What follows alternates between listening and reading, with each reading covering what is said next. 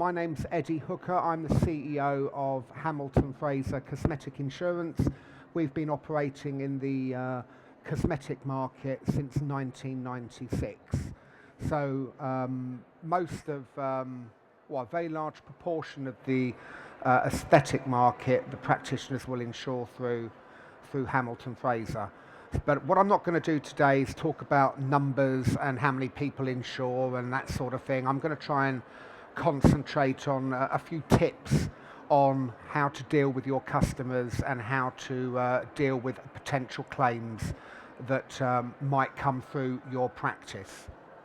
Okay, we're on stand 26 if you want to have a chat with us in more detail afterwards. I brought the best of my team to answer any of your questions. No need to ask me then, so go and see my stand 26. Okay, so before, we've got about 25 minutes. Let me say to you before I go anywhere, I'm not going to sit here and say that the aesthetic market is an absolute mess and that there are claims coming all over the place and that everybody who practices within the industry doesn't know what they're doing. To the contrary, it's a very, very safe marketplace. We don't see that many claims. Yes, they are on the increase, but that would be natural because the number of practitioners treating have gone up.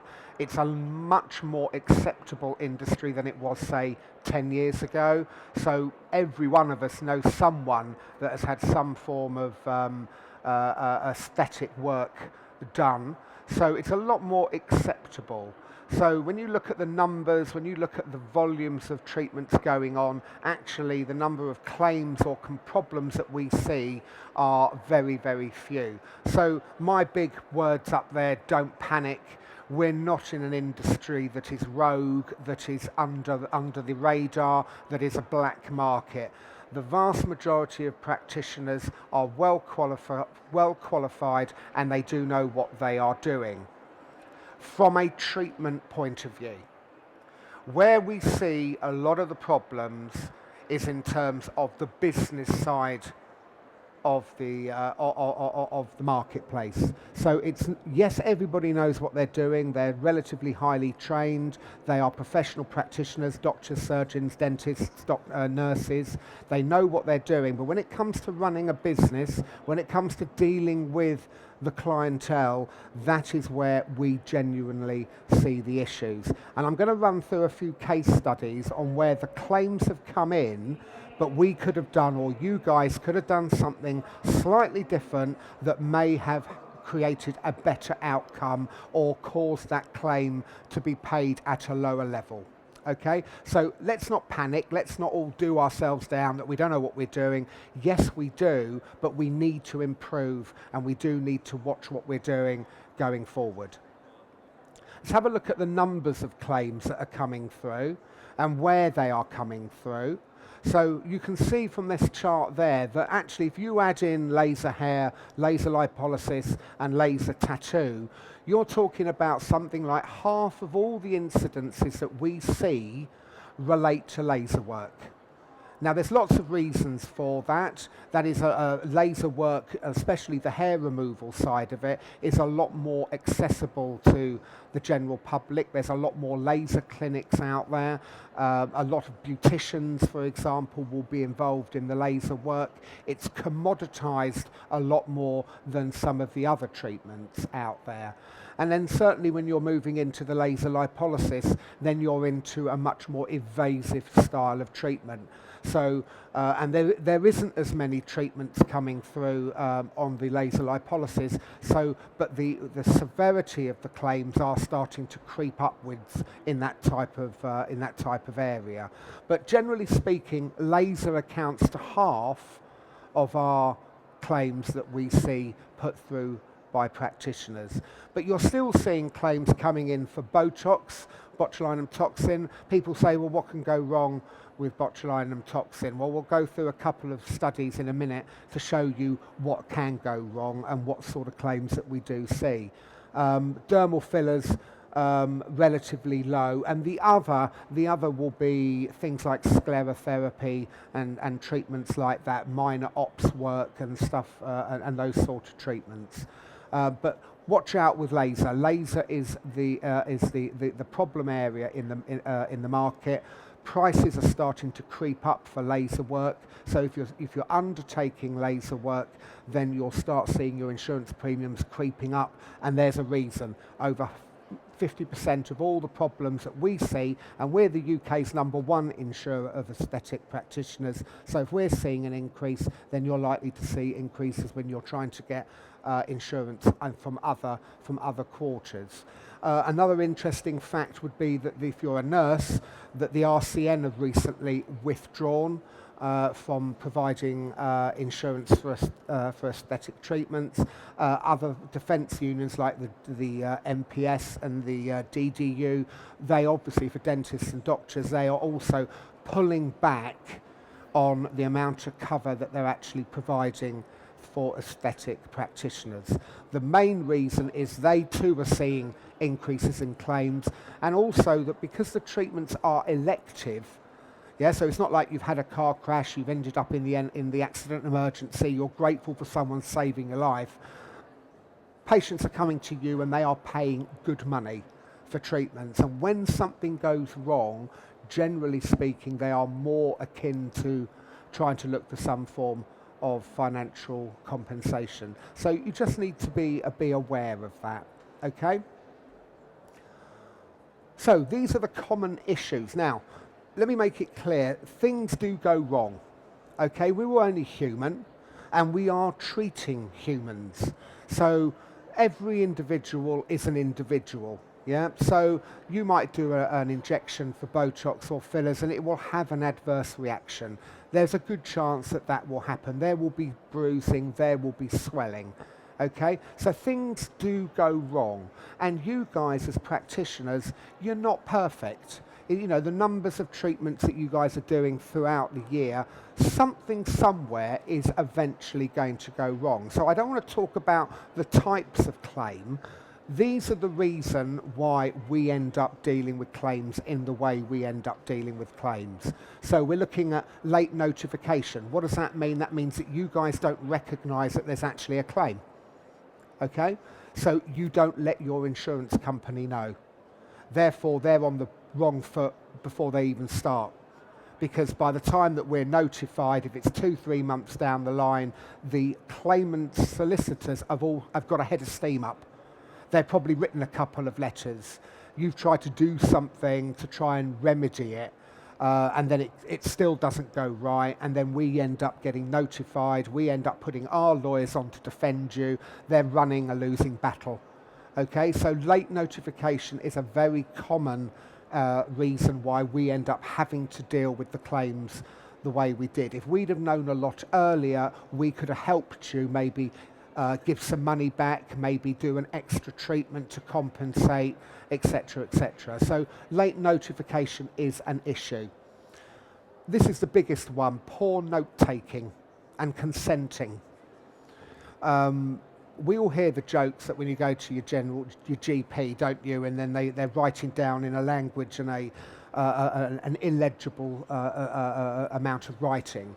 And it's, you know, I understand that, and you know, you've got a lot of people to see, and note-taking is probably not always at the forefront of your mind. But when we come to settle a claim or defend you, if you remember and put in your mind that it's all about who said what, where and when.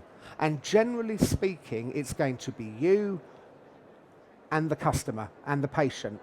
And they're going to say one thing, and you're going to say completely different. And when you put it in front of a legal team, who do they know is telling the truth? So it's all about note-taking. If you can provide evidence to a lawyer that you did provide the right treatment lists, you did consent properly, you did allow the patient to go home and think about it, you did give them an opportunity to ask you questions, you did explain the adverse effects that they might experience with some of these treatments. You've given them an opportunity to manage their expectations. You know, I walk into a clinic and I say, I want to look like Brad Pitt. Now, I know most of you will be saying, Ed, you don't need to worry about that. You are there for that. But I want to walk in and I want to say, that's my picture. So I've gone through my magazines, a bit like hairdressers these days, isn't it? That's the hairstyle I want. A lot of people are walking into clinics and saying, I want to look younger. Yeah, I've seen it in the papers, I've read it, they've done their research, they've been onto Wikipedia, they've surfed the internet, they know what they want. They're looking at price. Are you cheaper than this practice over here?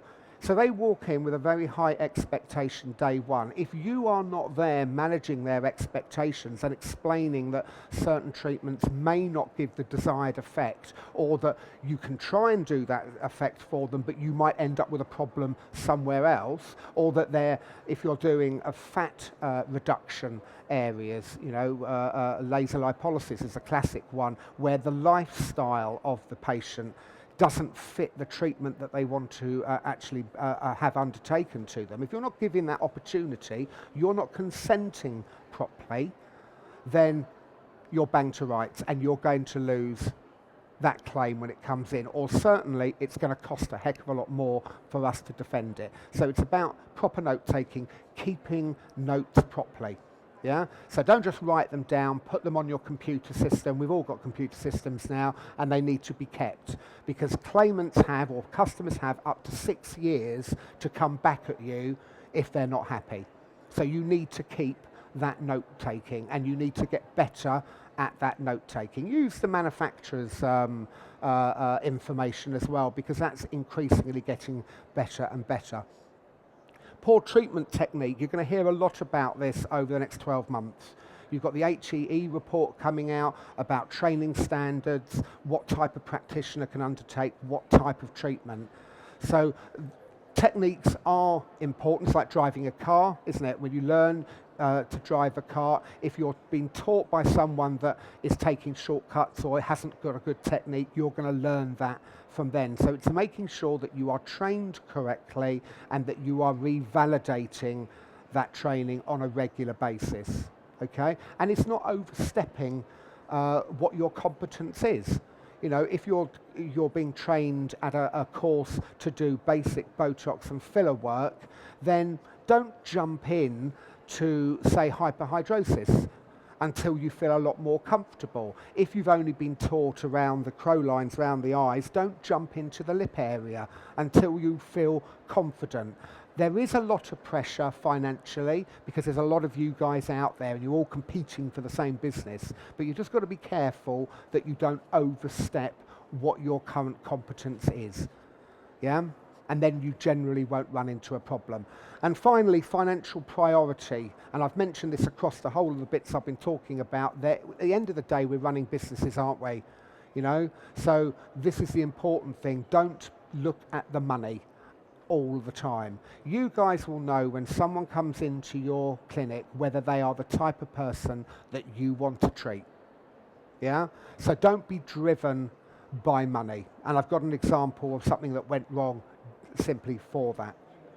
So they are the 4 main areas. So I've got 4 very quick case studies to talk about. So this particular claim was a botulinum toxin claim. Okay, and at the end of that treatment, she complained of blurred vision. So it was around the crow lines, around the eye area.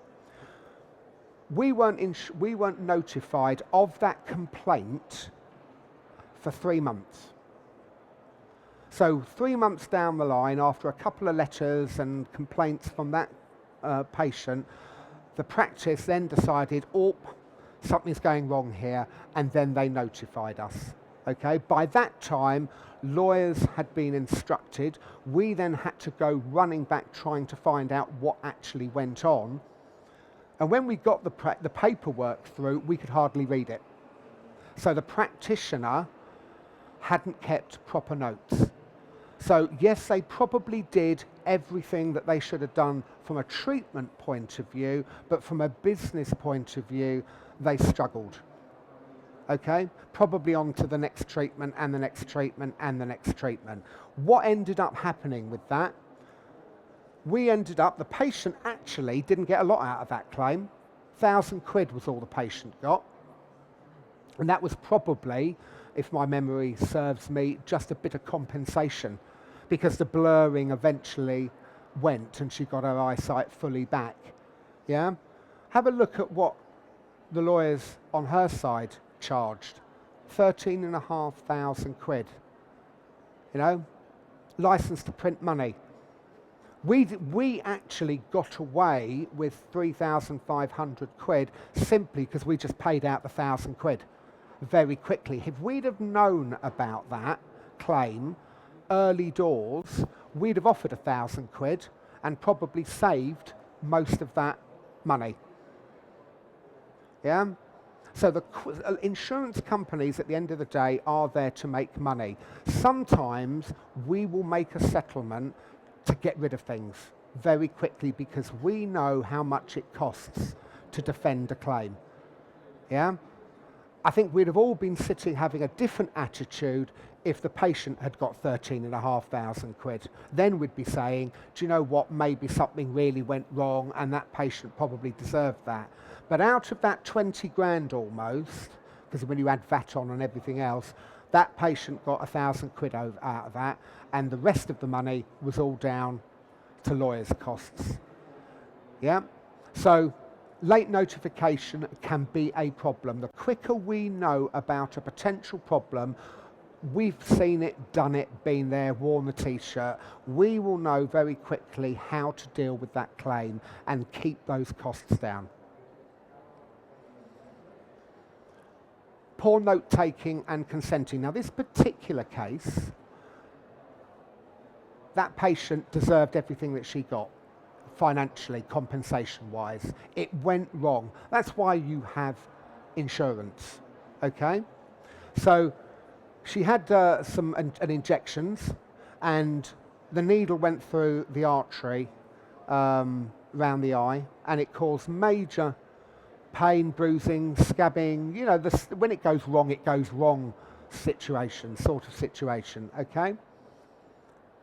It was so bad that they needed emergency medical treatment at the same time. So a legitimate claim, it happens, you see them once in a blue moon. You don't generally see claims like this. But the problem we ended up with was that when we went back to the practitioner, who did notify us because clearly that individual ended up in hospital, there was major issues, we knew about it. When we got the paperwork through, all that we had was the appointment sheet, so we knew that she had turned up, and handwritten notes. So there was no signature by the patient on the treatment. There was no consent form completed. She didn't have any other information to tell her what the potential problems were, the risks involved in this particular treatment. And when it did go wrong, and I suppose if you sit down with a practitioner, he or she will say, well, I do this every day. But eventually something was going to go wrong. We ended up paying £135,000 to that individual. Fair play, she's gone through a heck of a lot. But again, have a look at the solicitor's costs, £50,000. Yeah? Now again, that was settled out of court. Had that not been settled out of court, she still would have got £135,000 probably. That would have been up to 150 grand. As soon as something goes to court, you're trebling at least the costs. Okay? So it comes back to deal with the problem at the beginning. So when you first have the practitioner come in, the patient come in, deal with the issue at the beginning. Do the right consenting, do the right note-taking. Yeah? It sounds simple, but in the heat of running a business with all of the problems that you guys will face, yeah, make sure you get into good practice. Poor treatment technique. That's another one of the areas. So this particular claim had Vaser. I talked about A lot of our claims are around a laser work. Obviously, the Vaser is a laser procedure, an invasive laser procedure. Bad bruising, the entry site's reopened. Underwent a course of 6 Vela-shaped treatments afterwards to try and put right what had gone wrong. Patient lost confidence in the original practitioner, tried to find someone else who turned around and said, there's nothing I can do. The treatment was carried out incorrectly, okay? Or that there was a poor technique that caused these issues. And ended up there was scarring to the legs and there was discomfort, okay? So in this particular case, again, £21,000 compensation paid to the client, 45 grand to defend it and 10 grand for us. So once again, the lawyers have ended up winning 3 times the value that we actually paid out to the patient, all because that treatment wasn't carried out in the right way. Yeah. So poor training, poor technique, thinking you're doing a good job but not revalidating that technique can cause a huge amount of financial issues. Let alone what will happen to that practitioner's individual price as the insurance company tries to recoup some of that money by putting up their renewal premium or their premiums when the renewal comes in. Okay? So make sure that you're properly trained is the message, please.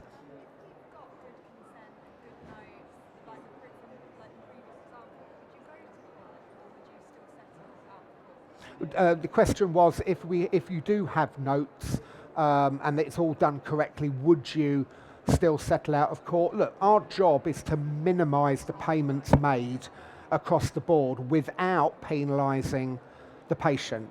If we genuinely feel, or the lawyers feel on our behalf, that actually they will accept a payment for their pain and suffering, then our job is to minimise those 2 areas of the claim. And as I say, if you go to court, if you take it all the way, you're talking 3 times the value of legal costs. You know, the no-win, no-fee days are starting to come to an end with cosmetic work. They can't charge advance fees, they can't charge inflated fees. They're held to account now. But these are proper lawyer, these aren't genuine. This is when it goes to a defence situation. You with me? Where we are instructing professional legal defence counsel. So if we can get rid of it by not going to court, of course we are. It helps you, it helps us, and it helps everybody else, and helps the patient as well.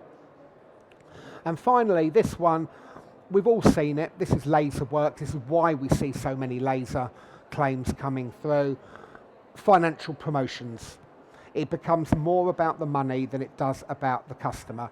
In this particular case, no patch test was carried out on the patient. And therefore, there was burning, and you can see a picture there. There was burning and scarring because there was a reaction, because maybe the diode was set too high, the energy put in was too much.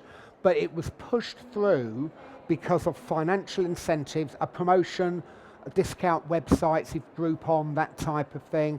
They ended up with far too many people coming through the door. They had to treat these people a lot quicker, yeah? And therefore, they sacrificed patient care for financial problems. Now, this particular one, again, not particularly big claim, but again, you can see that's £3,500 quid. If you go back to one of the other ones where they only got £1,000, this was actually a relatively severe burn, £3,500 quid. But again, we had no legal fees there. We just settled it. As soon as it came in, we just settled it. So we had no defence costs at all. But we ended up paying £4,300 to the defence lawyers on their side. So you're getting a feel for how a claim is broken down. So the lessons learned, to recap, make sure you keep detailed notes. That's the one thing you take away from this talk or from this exhibition. Keep detailed paperwork. Remember my saying, It's who said what, where and when. Your word against someone else's word. If it isn't written down, it never happened. Remember that. As someone told me that a long time ago, still rings in my ear. Yeah? Your word against theirs. Photos are fantastic. Then when you're dealing with dissatisfaction, you're dealing with people that are saying, oh, it hasn't worked, or I didn't look like Brad Pitt and you said I would. You know, you've taken a photo of what they looked like before and you can show what improvement they've actually had. Sometimes patients stand in front of the mirror and say, my eyes are still wonky. You with me? But actually they were probably a lot better than they were when they came in. For laser, if any of you deal with laser, read your policies. For example, for first of all, if you don't do patch testing, and generally it's 24-hour patch testing, so you've got to do a patch test and let them go home and then bring them back the next day, your policies will be invalid. But I think it's a good thing for patient care. Everyone's skin is different. Forget the colour and the pigment, sensitivity is a big issue as well. Should we grab your question right at the end? Sorry? Yes?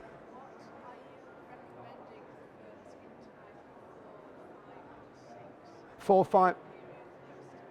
Well, we generally say, that was the question there, was what do we recommend for 4, 5 and 6 skin types for patch testing. If you're talking about time, we still say 24 hours. You wait, you work to a month. Well, there we are. Right, yeah. I have heard the 48-hour. Right. And have you ever had a problem? There we go. And you're consenting. You'll hear a lot about consenting over the next 12 months with the HEE report coming out. That's the one thing you can do well is your consenting.